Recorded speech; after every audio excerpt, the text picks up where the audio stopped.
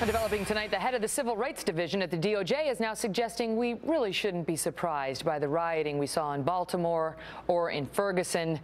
And here's why. Vinita Gupta saying in a speech yesterday that the looting, mayhem, and violence is based on a mistrust of cops that stems from said cops' predecessors' enforcement of slavery and Jim Crow laws. Earlier, I discussed this with internet entrepreneur Michelle Malkin, who is author of the new book, Who Built That?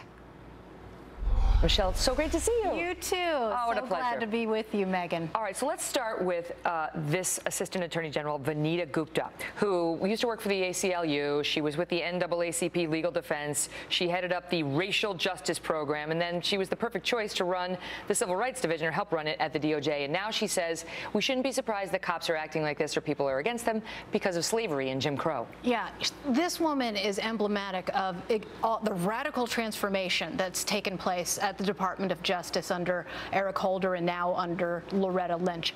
That you have a Department of Justice is actually a Department of Social Justice. We actually have a nickname for radical advocates like this on Twitter, SJWs, Social Justice Warriors, who have no pretense of being neutral arbiters of the law. They have one filter and one filter only: race, race, race.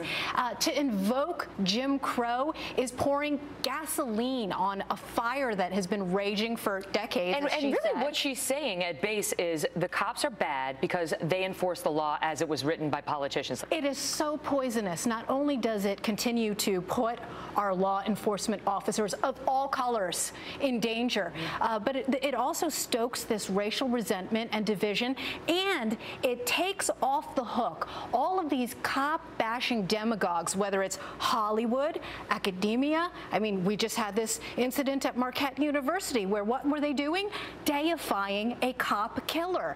And this is the milieu, this is the climate in which ideologues like, progressive ideologues like Barack Obama and Ivy League lawyers like Vinita Gupta have been marinated in. It's extremely dangerous. And she paid lip service. I read the transcript. She did pay lip service to some of the cops who've died over the last year. But it was so obligatory. There's another thing I want to talk to you about, and that is the First Lady, who came out and gave a very controversial speech last weekend at Tuskegee University, talking about her own experiences as an African-American woman and what she perceives as her own victimization in this regard. You wrote a column rejecting it outright. Why? Well, because it's based on a lie, for one thing. In fact, much of the language that she used at Tuskegee, she had used in a People magazine interview late last year, where she was trying to identify with the struggle, okay? And this was post-Ferguson. So obviously it's very calculated, the statements that the First Lady makes. And this bitter half politics, I've called her the bitter half ever since they came into office, she's a master of this kind of social agitation. And so she hearkened to an incident where she was treated in a racially discriminatory way at department stores. So she gave the same story at Tuskegee, and of course it turns out, as I debunked it last fall, that was a complete lie. She had said that somebody asked her for help reaching for something high on the shelf. She's 5'11". But she later came out and suggested that was because she was a black woman and they assumed she worked there, where she was already on record months earlier saying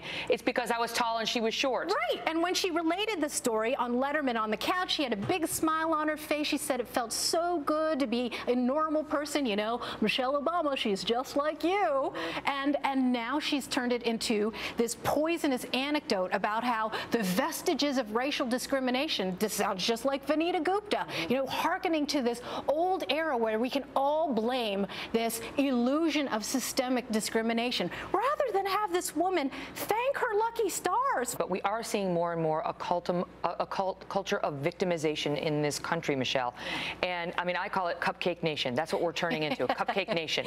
And we see it today. There was just an update in that University of Michigan case where they canceled the screening of American Sniper, and then the football coach Jim Harbaugh spoke out and said, "We're screening it. We are too bad. We're going to show it. I'm a patriot." He came out and said, "We're proud to be an American, and if that offends anyone, so be it." Yeah. Well, now he's meeting with the Muslim some students at the University of Michigan because they didn't feel safe and they don't like what he said. Yeah, you know, I call this the Oberlinization of America. Oberlin College, which I happen to be a graduate of.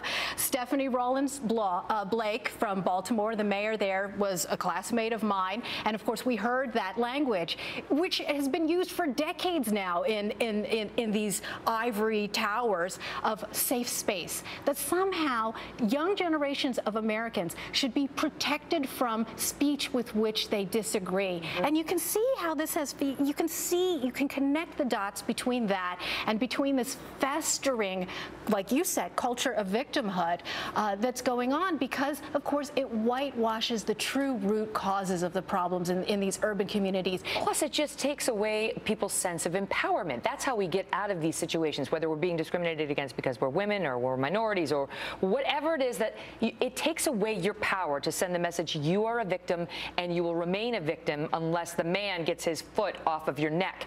Yeah, that's right. That is exactly why I wrote Who Built That, because I think in particular that what I'm trying to deliver is a message to young people about the promise of social mobility in this country. And in fact, the idea of social mobility is anathema to the progressive left. These are the people who preach the gospel of government dependency. They want to keep people down. And I think that in a lot of times that free market conservatives haven't done a good enough job of doing outreach to these communities. You do not have to become these Al Sharpton race hustlers and stoke this kind of hatred, because, you know, we have a shared